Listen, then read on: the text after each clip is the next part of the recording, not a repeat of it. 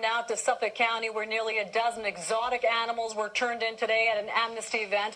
This kind of take-back day has happened before, but this was the first year the SPCA took in both mammals and reptiles. And I was there as some of those creatures slithered in. This young green anaconda was barely alive when it was surrendered to the SPCA at an Amnesty Day event Saturday at the Holtzville Ecology Site. This is great. I'm glad that people, heard what we had to offer. Another amnesty like this. I'm very happy it's successful. More than a dozen animals were turned in, including several snakes and exotic turtles. No questions asked. Suffolk County SPCA Chief Roy Gross says they get many complaints each year about illegal exotic animals living in homes. They don't want a dog or a cat. They want something exotic, but they don't realize what they're getting themselves into. An alligator, for example, you buy an alligator to say it's a foot long.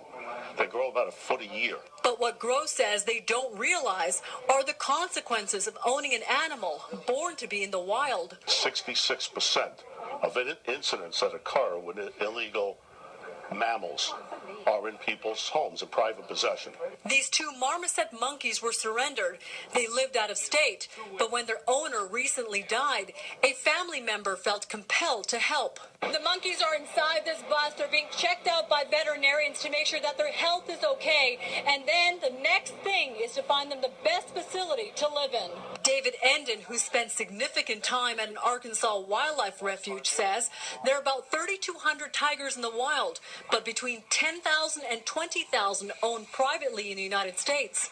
There's no reason why an animal like that should be kept as a pet. This issue, the focus of his new project, a documentary shedding light on a deadly situation that could be in your neighborhood.